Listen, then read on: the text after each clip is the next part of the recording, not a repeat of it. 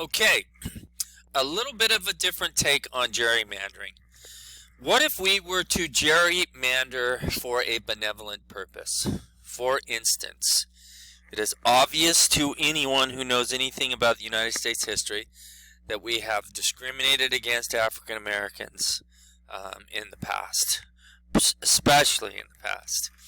Okay, so what if we were to now try to create congressional districts that now discriminated in their favor? This was the idea behind majority-minority districts. In other words, somebody said, we discriminated against certain minorities in the past, let us now discriminate in their favor. So let's create congressional districts in which a majority of the residents of those districts are minorities to make it easier for minorities to get elected. So this was part of the Voting Rights Act of 1982. It encouraged state laws or states to draw congressional districts to give minorities a better chance of being elected. And so based on that federal law, this was one of the districts that was drawn in North Carolina. Now, to get a better view of this district, because you don't have any context here about how far it stretches, most of us don't know anything about the geography of North Carolina, this will get you a better view right here. So now in the green, you see this is the same district you saw back here in the black. So you see that it stretches a long way. And what it did was it just carved out enclaves of minorities in an attempt to make it easier for a minority to get elected. And so did this district in the red right here.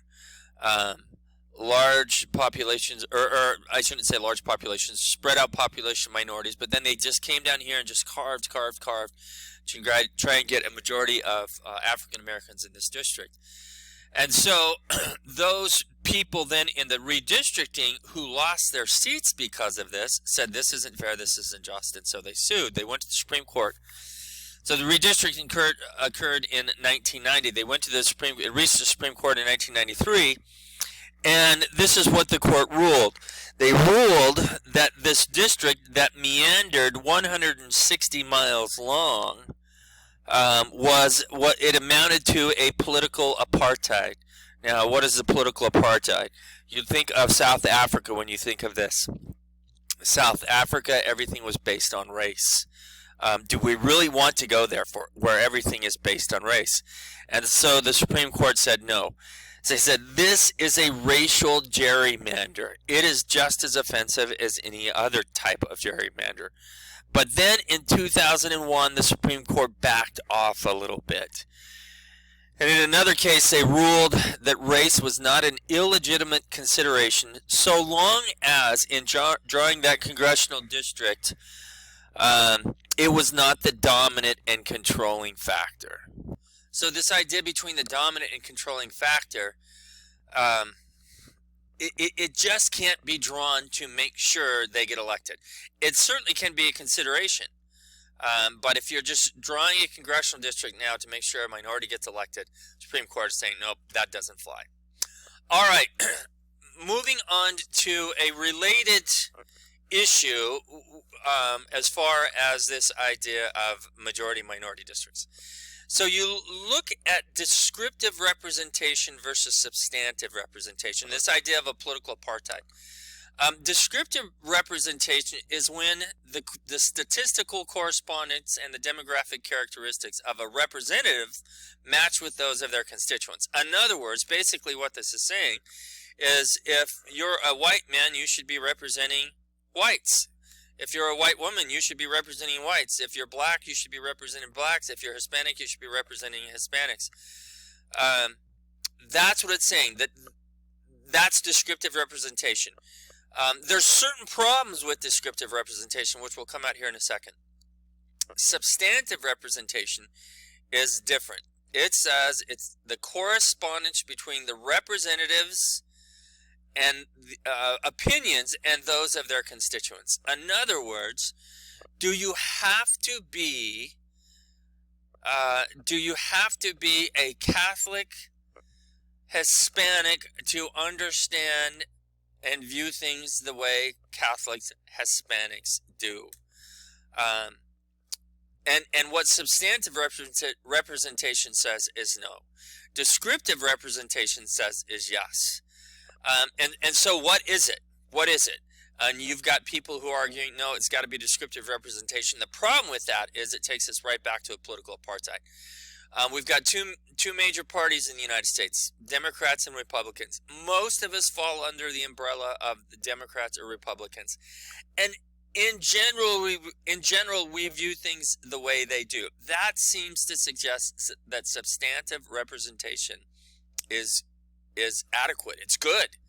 That if we try and just break down the country based on our descriptive characteristics, there'll be so much division that will go back to political apartheid. Now, there are ways that members of the House or the Senate view themselves when they get there. Are they delegates? Some people view themselves as delegates. A delegate is an individual who wants to closely follow the will of his or her constituents. And there's some legitimacy behind that. We send a representative off to Congress. We want them to do what is in our best interest.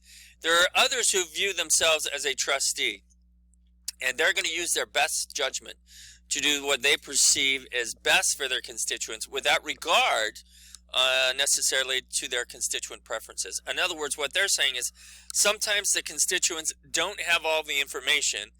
I've got the information. I need to do what's best, despite the fact at the moment my constituents may not think that this is best. However, having said that, even trustees, when constituent interests are vitally at stake, they invariably support those constituent interests. If they don't win the next election. All right, look at this t-shirt. It says a woman candidate is not the same thing as a woman's candidate. A woman's candidate is not the same thing as a woman's candidate. So I ask you, which one of these does it fit into? Descriptive representation or substantive representation? And the answer is, it fits into substantive representation. Just because you have a woman, if a woman doesn't vote what some individuals perceive as a woman interest, doesn't matter. She's a woman, she's really not a woman's candidate. You can have a man vote for a woman's issues despite the fact that they're a man. Or you can change just to suggest any other dynamic that you want to talk about right there. All right, party organization of the Senate. What is it like in the Senate? The president of the Senate is the vice president of the United States. Why is that? No matter how many states you have, there will always be an even number of senators in the Senate. That is because there's 2 senators for every state. So whether you have an even number of states or an odd number of states, you'll always have an even number of senators. That means there's the potential for a tie. The vice president's really only official duty is to break in the event of the tie. Founding Fathers understood this, and so they put him as the president of the Senate. Absent the vice president being there, the presiding officer of the Senate is the president pro tem. This is in the Constitution. This has really become a defunct portion of the Constitution. It's there in name only. Yes, there is a president pro tem, but the real leader of the Senate is the majority leader of the party who has more seats in the chamber than the other. So right now you have the Republicans with Mitch McConnell leading the Senate. This is of course 2020. He becomes the real leader of the Senate. His duty is to schedule business. Usually they do that in consultation with minority leader because they know at some point they will lose control of the Senate and they will want the same courtesy from then the opposing party. And this is where the real power resides as far as title in the Senate. The minority leader is the leader of the minority party. So Schumer right now is the minority leader of the Senate. Or strike that. Yeah, excuse me. Yeah, it's Chuck Schumer who is really the minority leader of the Senate.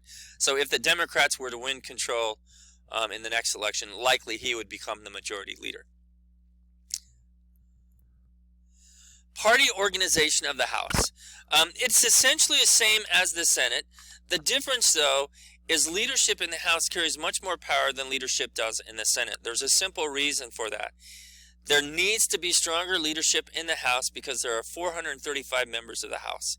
You've got to be able to organize those and make those move in a given direction, which you